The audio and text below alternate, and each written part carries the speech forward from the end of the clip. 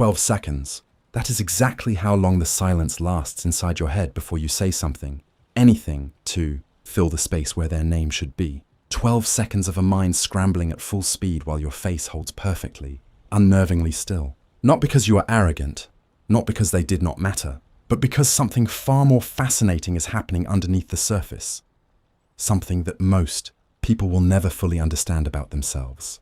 The world will tell you this is a flaw, a failure of basic respect, a quiet insult wrapped in a polite smile. But what if the real story is something else entirely? Something that says far more about the depth of how you feel than the shallowness of what you forget. You know exactly what this suffocating mental blankness feels like inside your own body. You find yourself subtly angling your shoulders, desperately scanning the room, and silently praying someone else will walk up and enthusiastically say their name first. Society insists that remembering names is the absolute baseline of basic human respect and social competence. You are taught that forgetting a name is a direct insult, a loud declaration that the person standing in front of you simply did not matter enough to stick in your mind. You mentally calculate the emotional cost of your mistake, feeling the creeping shame wash over you as you perform a flawless, improvised theater of nodding and generic greetings. The sheer energy required to mask this internal failure feels like a heavy weight you carry into every single social interaction. You try your best to play the part, of course, because you do not want to seem ungrateful or disconnected from the people sharing their lives with you. You maintain perfect eye contact and nod at all the right intervals, ensuring your body language projects total engaged presence. But here is the honest truth. The continuous effort it takes to appear normal while your brain violently short-circuits is slowly draining the energy from your quiet mind. You spend the entire conversation carefully managing your physical anxiety, desperately hoping they do not notice the terrifying blank space where their identity should be. By the time the interaction is finally over, you are not filled with the warm connection of a successful human exchange. You are just completely depleted, carrying a burden of unwarranted guilt. This is where most people get it wrong. They automatically assume your inability to recall a simple name stems from hidden narcissism, a lack of empathy, or a self-absorbed view of the world. If we go one layer deeper, we uncover a highly empowering psychological reality about exactly how your nervous system and memory are fundamentally wired.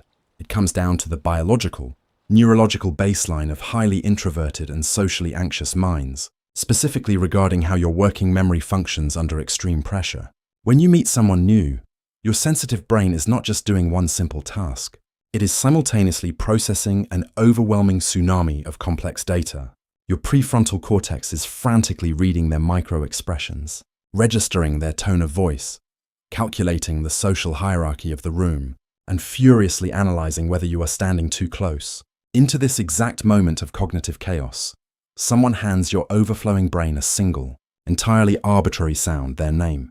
Psychologists point to a brilliant phenomenon known as the Baker-Baker paradox to explain exactly why this specific piece of information evaporates so quickly. If someone tells you they are a baker by profession, your brain immediately lights up with a vibrant web of deep associations.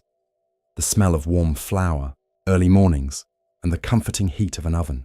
But if someone tells you their last name is Baker, it activates absolutely nothing.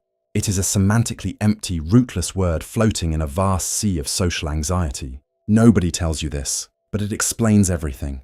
Now let us look at what is actually happening behind the scenes of that anxiety. Think of your working memory, your focus, and your emotional capacity like a highly secure, incredibly selective vault with a very strict bouncer at the door. An extroverted personality might have a wide-open lobby, effortlessly taking in basic, superficial labels and handing out name tags without a second thought or a spike in heart rate. But your quiet, introspective mind is already packed to the brim with internal narration, deeply analyzing the texture of the interaction and the emotional weight of the room.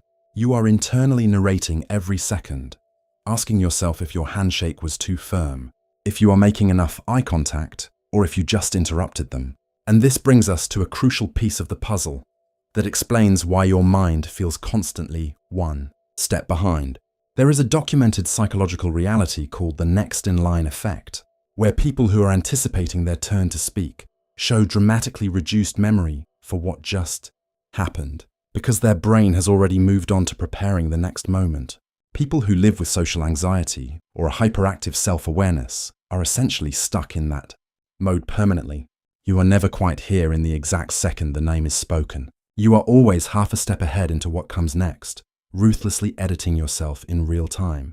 When a simple, meaningless name tries to enter that incredibly busy vault, the bouncer simply turns it away, because the system is already at maximum capacity, protecting your social survival.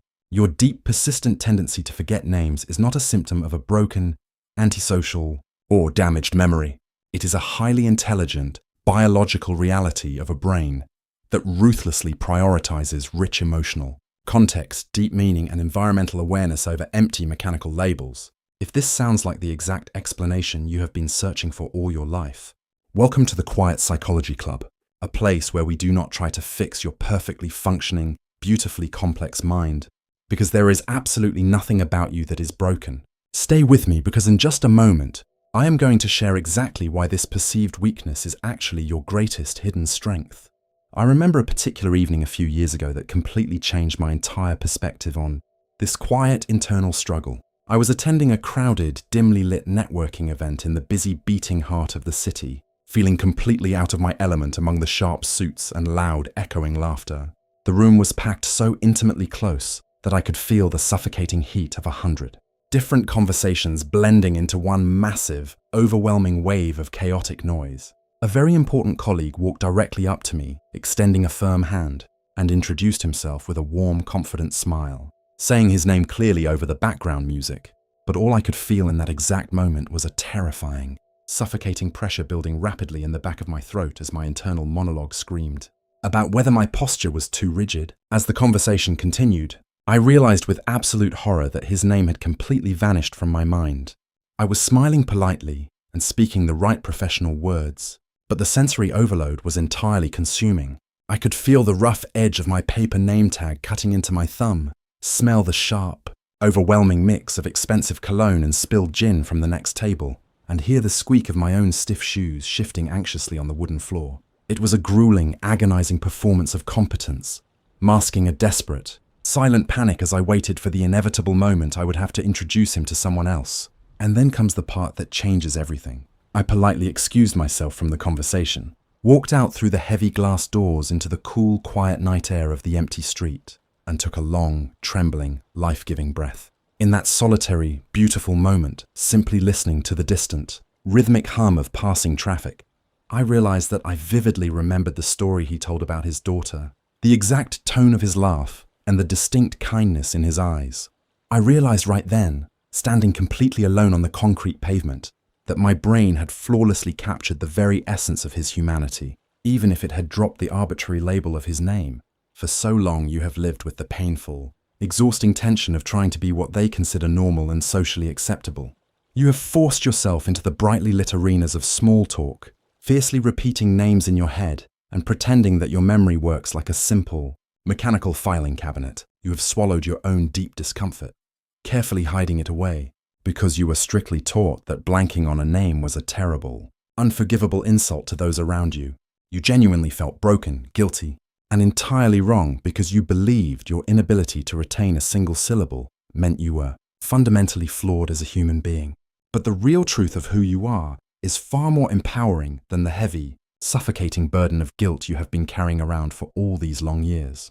Having a brain that prioritizes the deep, emotional texture of a person over the semantic emptiness of their name is not a sign of coldness. It is a sign of profound emotional intelligence, highly attuned empathy, and a beautifully associative mind. It means you are intuitively capturing the stories, the feelings, and the genuine energy of the people you meet, rather than just cataloging their superficial data.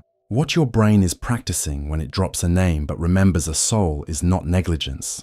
It is intentional, deeply attuned emotional selection. Protecting your peace and honoring your true cognitive nature is never, under any circumstances, an act of selfishness or cruelty. It is an act of necessary self-preservation.